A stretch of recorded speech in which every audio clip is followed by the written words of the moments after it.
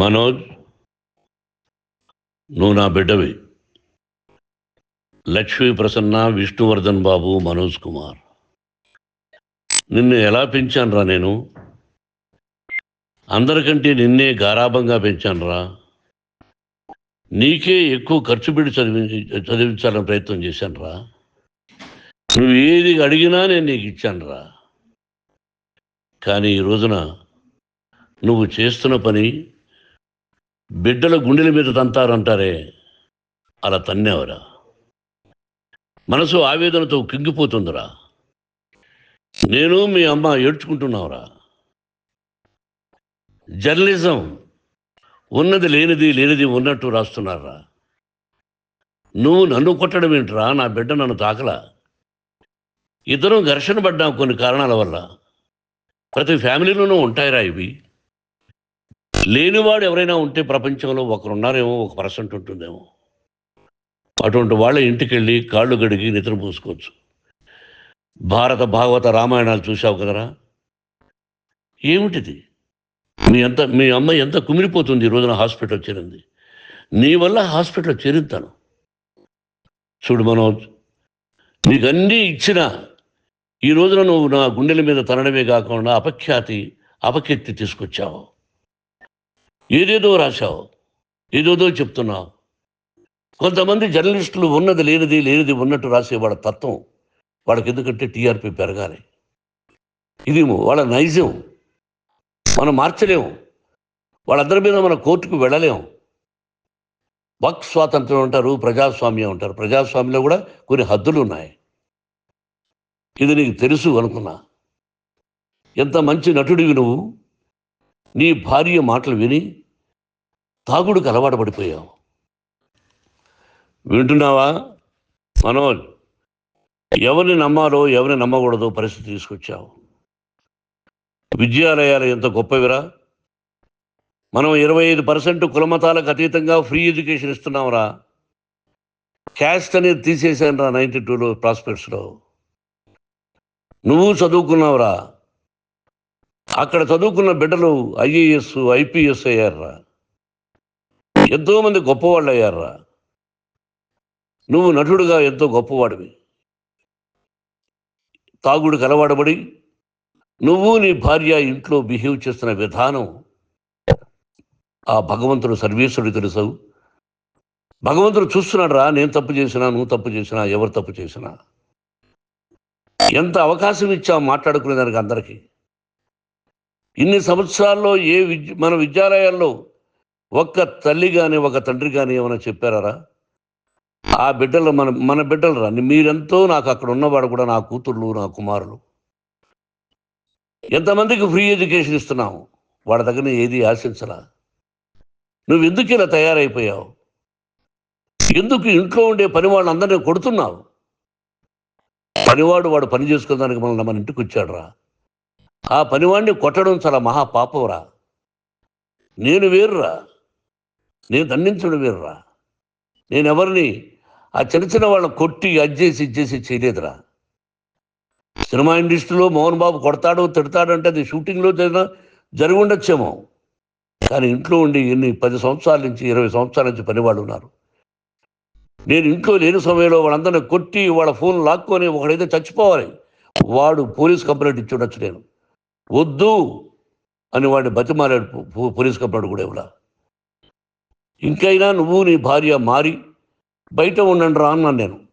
లేదు డాడీ, తప్పు చేయలేని ఒకసారి వచ్చావు, మళ్ళీ తప్పు చేశావు, మళ్ళీ వెళ్ళావు, మళ్ళీ ఈసారి తప్పు చేయనన్నావు. ఏమండి వీడు తప్పు చేయడం అని మీ అమ్మ చెప్పింది. ఇంట్లో పెట్టుకున్నా.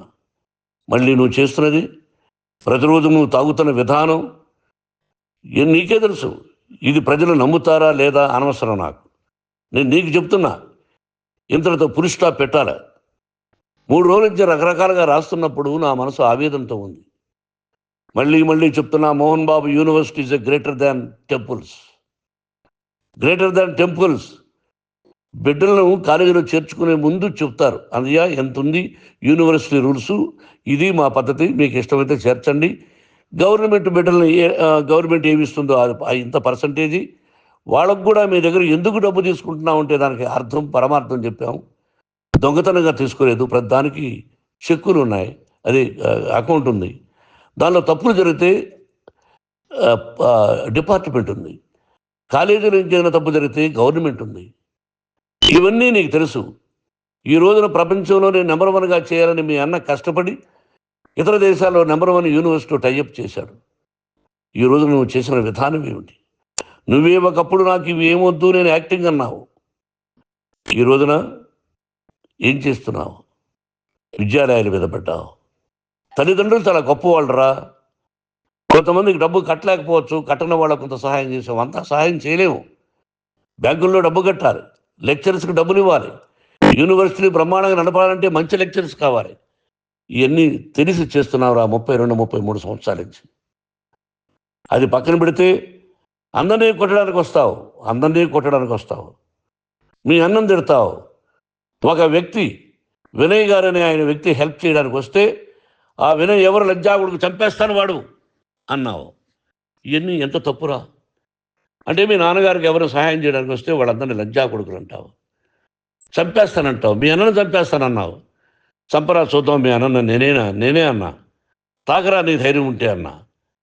ఎంతమందిని చంపాలనుకుంటున్నావు? ఎంతమందిని చేయాలనుకుంటున్నావు? నువ్వు ఏం సాధించాలనుకుంటున్నావు? ఆలోచించుకో. ఈ ఇంట్లోకి అడుగు పెట్టడానికి నీకు అధికారం లేదు. ఇది నా కష్టార్జితం. మా నాన్నగారు 10 రూపాయలు 10 పైసలు కూడా ఇవ్వలేదురా. మంచి జన్మనిచ్చాడు మా నాన్నగారు. మద్రాసుకు వెళ్ళి వీధుల్లో అడుగు తిన్నాను రా. ఒక పూట కూడా భోజనం లేకుండా అడుగు తిన్నాను రా. న్యాయంగా మోహన్ బాబు తిడతాడు కొడతాడంటారు కానీ మోసగడనం లేదురా. నీట్ పార్లమెంటేరియన్గా బయట వచ్చాను రా. నువ్వు నా పరువు ప్రఖ్యాతులు మంట కలిపావు.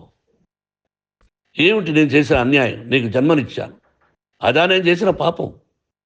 అందుకే ఇది నా ఇల్లు అన్నావు. నువ్వు నీ ఇల్లు కాదు. నీ కష్టార్జితంతో నువ్వు సంపాదించుకున్న ఇల్లు నీది. ఇది నా డబ్బు, నా కష్టార్జితం. నా కష్టార్జితంలో నేను పిలిస్తేనే మీరు ఇంట్లోకి రావాలి. అటువంటిది పోగొట్టుకున్నావు నువ్వు. ఆస్తులు అంటావా? ముగ్గురికి సమానంగా రాయాలా లేదా అది నా ఇష్టం. ఆస్తులు ఇస్తానా, లేకపోతే గంగపాలు చేస్తానా, లేకపోతే ఎవరికైనా దానధర్మాలు చేస్తానా, అది నాకు సంబంధించిందిరా. నా కష్టార్జితం రా. మీరు చేస్తున్న విధానం గుణగణాలు కావాలరా. మందు తాగచ్చురా. ఎంత తాగాలి? నేను కూడా 1 or 2 పెగ్స్ తీసుకుంటా. ఇది తప్పు కాదు, జనానికి తెలియాలి. నా డబ్బు ఇది.